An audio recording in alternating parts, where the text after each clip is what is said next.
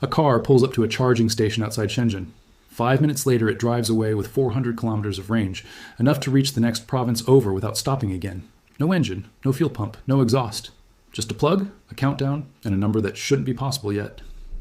Somewhere in Detroit, an executive is looking at a spreadsheet that no longer makes sense. Somewhere in Wolfsburg, a board meeting has gone quiet. And somewhere in Tokyo, the world's largest automaker is running the numbers again because the company that just outsold Ford wasn't supposed to be this far along, this fast. This is not a concept car. This is not a prototype sitting under studio lights at a trade show. This is happening on public roads right now, and the global auto industry did not see it coming. To understand why this moment matters, you have to understand who's making the claim. BYD is not a startup chasing headlines. It's a publicly traded multinational manufacturer headquartered in Shenzhen, China, with Wang Chuanfu as its chairman and president, and it builds both the vehicles and the batteries that power them, an integration almost no other car company on earth has managed at this scale. The company has been developing battery technology since long before it ever built a car, originally founded as a battery manufacturer before expanding into vehicles, which is part of why its energy storage breakthroughs tend to arrive ahead of its competitors rather than behind them. Its technology has been documented by independent industry analysts, covered in real time by outlets like Electrek and Car News China, and referenced in research notes from firms like Deutsche Bank. This isn't speculation from a press release nobody fact-checked. It's a documented shift, verified by the people whose job is to be skeptical of exactly this kind of claim, and by the shareholders and financial analysts who have every incentive to question a chairman's optimistic projections rather than simply accept them. Here's the part that makes the number worth pausing on. Imagine every gas station you've ever visited. The average fill-up takes somewhere between 5 and 8 minutes, start to finish, tank to full. Now imagine an electric car matching that exact window, not for a partial top-up, but for 400 kilometers of usable range. That's roughly the distance from Los Angeles to Las Vegas, or from London to the edge of the Netherlands. For over a decade, the entire pitch against electric vehicles boiled down to one sentence: charging takes too long.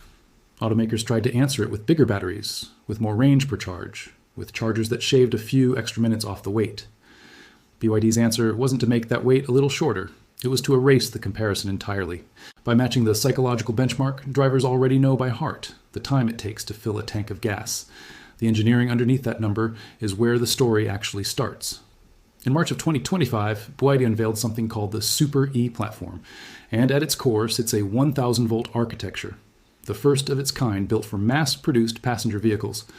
Paired with what BYD calls its flash charging battery, an evolution of its existing blade battery design, the system runs at a charging rate of 10C with 1,000 amps of current flowing through it. In plain terms,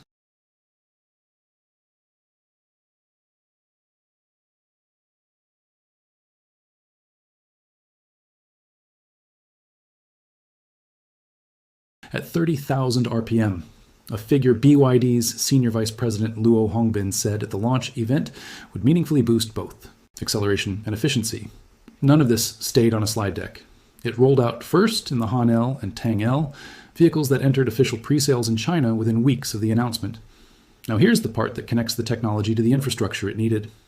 A battery that can charge at a megawatt is useless without a charger that can deliver a megawatt, so BYD built one. The company introduced its megawatt flash charging terminals, all liquid-cooled, capable of pushing up to 1,260 kilowatts through a T-shaped dual-gun design, and announced plans to install more than 4,000 of them across China. That number climbed fast. Within months, BYD partnered with Xiaoju Charging and a company called Longshine to build another 15,000 stations combined, then added Teld and StarCharge to the network in June of 2025 to accelerate deployment even further. This is not a company testing the water. This is a company building the ocean. 1,000 kilowatts. Say that number slowly because it deserves it. That is not a fast charger. That is roughly double the output of the charging leaders that came before it, including Tesla's own supercharger network. To put that first generation number in context, the previous record holder for a mass-produced vehicle was the Lai Mega, peaking at 520 kilowatts. The Zeekr Golden Brick battery could technically charge faster in terms of rate, but only in a smaller pack that couldn't hold anywhere near as much usable energy. BYD's system didn't just edge past the competition. It roughly doubled it in a single announcement on a platform already headed for dealership lots rather than a research lab. There's a detail in how that power actually reaches the car that's easy to miss but says a lot about the engineering trade-offs involved. In China, BYD's vehicles pull that full 1,000 kilowatts through two separate charging guns plugged in simultaneously, A workaround for the fact that the country's standard GBT connector wasn't originally built to handle 1,000 amps through a single cable. When BYD brought the technology to Europe, first demonstrating it on Denza-branded vehicles at IAA Mobility in 2025, it confirmed the same megawatt charging speed could be delivered through a single CCS2 connector, the standard already used across the continent, for a market where peak public charging typically tops out between 300 and 400 kilowatts, with 600 kilowatt units only recently entering conversation. A single-plug megawatt charger isn't an incremental upgrade. It's a different category entirely, and it's one BYD is rolling out under its flash charging label specifically to compete on European soil rather than staying confined to its home market. And by early 2026, reports out of China pointed to something even bigger already in motion. A second generation charging system with leaked specifications suggesting up to 1,500 kilowatts and 1,500 amps, nearly 1.5 times the power of the system that had shocked the industry less than a year earlier. If you're subscribed to this channel, you already know we don't chase every rumor that surfaces online, so it's worth being precise here. BYD has not officially confirmed every detail of that second generation rollout, and figures circulating from Chinese tech bloggers and nameplate leaks should be treated as unofficial until the company says otherwise. But by February of 2026, BYD had begun large-scale installation of these next-generation stations across China, with Deutsche Bank analysts noting they'd personally observed the new systems appearing at highway entrances and dealership parking lots, a strong signal that whatever the final specifications turn out to be, the transition from prototype to public infrastructure is already well underway. Deutsche Bank's own research note went further, forecasting that this second-generation rollout would be a key driver behind an expected sales rebound, projecting BYD's 2026 volumes to grow roughly 6% year-on-year to about 4.9 million vehicles. Let's pause and take stock of where we are, because a lot has happened fast. BYD built a battery that charges in minutes instead of hours. It built a charging network to match, at a scale most automakers have never attempted. And it did all of this while still selling cars, in huge numbers, all over the world. That last part is where the story shifts from engineering to something the entire industry has to reckon with, because the charging breakthrough didn't happen in isolation. It happened while BYD was quietly rearranging the global sales leaderboard. Last year, BYD's worldwide vehicle sales moved ahead of Ford's for the first time in the company's history. BYD delivered approximately 4.6 million vehicles globally. Ford delivered just under 4.4 million, a decline of about 2%, dropping the American manufacturer to 7th place among the world's largest automakers. BYD took 6th, 200,000 vehicles. That is the gap that separated a Chinese battery company turned automaker from one of the most storied names in American industrial history. 200,000 vehicles is not a rounding error. T-hat is a deliberate, sustained closing of a distance that took Ford more than a century to build. But a raw sales rank swap alone would undersell what actually happened here. Ford has spent well over a century building dealer networks, supplier relationships, and brand loyalty across dozens of countries. BYD built its equivalent global footprint inside roughly 2 decades, most of it inside the last 5 years, without the luxury of a century of institutional trust to lean on. The reason this happened traces back to China's home market, which has transformed faster than almost anyone outside the industry realized. Chinese brands like BYD, Xiaomi, and Geely now hold roughly 65% of China's passenger car retail market, a dramatic reversal from an era when foreign brands dominated Chinese driveways. Ford posted growth in the United States last year, but declines in Europe and a sharper drop in China proved decisive. BYD, meanwhile, wasn't just winning at home. It was exporting the fight, market by market, factory by factory. At BYD's annual general meeting in June of 2026, Wang Chuanfu told shareholders the company expects to become the world's largest automaker by scale within 5 years, and he pointed to overseas sales trending well past the company's original 1.6 million vehicle export target for the year. As evidence, the timeline isn't just ambitious talk. To hit that kind of scale, BYD has been building outward, not just upward, plant by plant, market by market, treating exports as a core strategy rather than an afterthought bolted onto a domestic success story.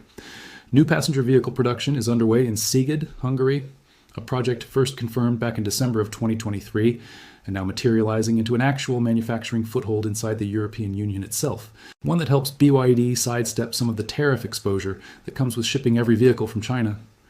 A plant in Brazil is expanding BYD's presence across Latin America, and reports suggest a facility in Spain may follow, which would give the company production capacity on 3 separate continents outside its home market. In Indonesia, BYD is investing an estimated $1.3 billion to build a plant capable of producing 150,000 vehicles a year, with production targeted to begin in early 2026. And in July of 2026, BYD announced its official entry into the passenger vehicle market in Japan, a country whose own automakers, Toyota and Honda among them, have long treated as sacred ground, rarely ceded any outside manufacturer, let alone a Chinese one. Wang Chuanfu has described the underlying philosophy behind all of this as long-termism, repeatedly stressing that localized production, not just exported vehicles, is what will make this kind of growth sustainable rather than a temporary spike tied to a single hot product cycle. If you've been enjoying how deep this rabbit hole goes, this is usually the point where people hit subscribe, because the next layer of this story is about to change how you think about what's actually powering these cars. Because charging speed and factory counts only tell part of it. In July of 2026, at the Auto China show, the shift went even deeper into the silicon itself. For years, Chinese automotive electronics ran almost entirely on chips from NVIDIA and Qualcomm, American companies with a near monopoly on the processing power modern vehicles depend on. That is no longer true. A growing share of production vehicles rolling out of Chinese factories now run on domestically designed chips, with full automotive safety certification and software ecosystems built entirely in-house. Engineers at the show demonstrated a single chip capable of handling both a vehicle's cockpit software and its driving system simultaneously, with physical isolation built in so that if the entertainment system crashes, it can never touch the systems actually steering and braking the car. 3 years ago, that kind of domestic chip independence was an ambition. By the middle of 2026, industry analysts covering the show described it as simply a fact on the ground. And BYD wasn't charging into that future alone. Battery maker CATL demonstrated its own near-instant charging systems at the same event, some bringing a nearly empty vehicle back to a useful state in under 10 minutes, in some cases under 7. Other Chinese brands, including Zeekr with its 8X model and Xiaomi with its YU7 GT, showed off similarly dense technology at aggressive price points that industry analysts have said European manufacturers structurally cannot match in the near term, not because they lack the engineering talent, but because their cost structures, supply chains, and battery sourcing were built for a different era entirely. Industry coverage of the 2026 show described the most commercially disruptive news arriving with surprisingly little fanfare, almost buried beneath flashier product reveals, even though it was the piece most likely to reshape competitive advantage for years afterward. That's often how the biggest shifts in this industry actually land. Not with a keynote and a spotlight, but with a spec sheet that quietly redraws what's considered normal. That domestic chip story matters more than it might sound like at first, because it closes a dependency that used to sit entirely outside Chinese automakers' control. As recently as 3 years before that 2026 show, a Chinese automaker's entire cockpit and driving assistance stack could be held hostage by a single supply decision made in Santa Clara A or San Diego. Now, with safety-certified domestic silicon running production vehicles, that leverage has largely evaporated, and it's happened alongside, not separately from, the battery and charging breakthroughs already reshaping how these cars are built and sold. There's also a question worth sitting with here because it cuts to what actually separates winners in this next phase of the auto industry. For decades, differentiation between car brands came down to horsepower, ride quality, interior materials, the things you could feel with your hands on the wheel. That's changing. Differentiation is migrating towards software, algorithms, and how deeply integrated the platform is beneath the surface. The things you feel in how fast the car charges, how smoothly its systems talk to each other, how quickly its technology improves after you've already bought it. Chinese manufacturers, BYD chief among them, grasped that shift earlier than most of their global competitors, and they've built their entire product strategy around it. Now, before this starts to sound like a story with no complications, it's worth being honest about where the picture is more complicated than the headlines suggest. BYD has not become the world's largest automaker. Not yet, and not by a wide margin. Toyota still holds the top spot by a significant distance, having sold a record 11.3 million vehicles last year, nearly 2.5 times BYD's total. The Volkswagen Group sold just under 9 million. Hyundai Kia moved 7.2 million. General Motors sold around 6.2 million, and Stellantis roughly 5.5 million. BYD, at 4.6 million, sits solidly in 6th place, ahead of Ford, but still trailing 5 of the industry's most established names by wide margins. Wang Chuanfu's projection that BYD will lead the industry within 5 years is a stated company goal, not an independently verified certainty. And it depends on execution across markets where BYD has little history, regulatory environments that are actively hostile to Chinese EV imports in places like the European Union, and a second-generation charging network whose full specifications BYD itself has not yet formally confirmed. It's also worth separating BYD's home market dominance, which is well documented and enormous, from its overseas market position, which is real and growing quickly, but still represents a fraction of its total volume. There's a difference, too, between what BYD has demonstrated and what BYD has scaled. A charging platform unveiled at a launch event, or even one rolling out across a few thousand stations in China, is not the same as a charging network available to every driver in every market the company operates in. Europe's rollout is still measured in a few hundred installed units, not thousands, and the promise of matching gas station refueling times depends entirely on a driver being near one of these specific megawatt stations. Not just any public charger. None of that erases what's been built. It just means the 5-minute charge is currently a demonstrated capability in specific locations, not yet a universal experience for every BYD owner on every road. The story here isn't that BYD has already won. It's that a company almost nobody outside the EV world was watching closely 5 years ago has built the technology, the infrastructure, and the export strategy to make that outcome plausible in a way it simply wasn't before. So think back to that car pulling away from the charging station outside Shenzhen 5 minutes after it arrived, carrying 400 kilometers of range it didn't have when it pulled in. That single image contains almost everything this story of ours is really about. A battery architecture nobody else had mass-produced. A charging network built at a scale C competitors are still trying to match. A sales chart that quietly pushed Ford into 7th place, and a chairman openly telling shareholders he expects to be first within 5 years. None of that guarantees the outcome.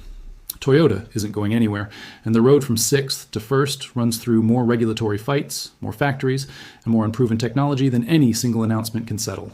What's changed isn't the destination, it's the timeline, and the fact that so much of what sounded impossible 5 years ago is now sitting in dealership parking lots with a warranty attached, not locked away in a lab or a concept car display case.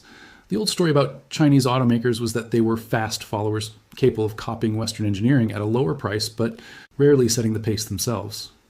The Super E platform doesn't fit that story. Neither does a domestic chip stack that didn't exist 3 years ago, or a charging network expanding across 3 continents, while competitors are still finalizing pilot programs. The industry, that used to measure BYD by how fast it was catching up, is now measuring itself by how fast BYD is pulling ahead in the categories that will define the next decade of cars. And that reversal, more than any single spec sheet, is the part the global auto industry genuinely did not see coming. Tell me in the comments which part of this actually surprised you more, the 5-minute charge time, or the fact that BYD has already passed Ford on the global sales chart, because 5 years ago, almost nobody would have bet on either one.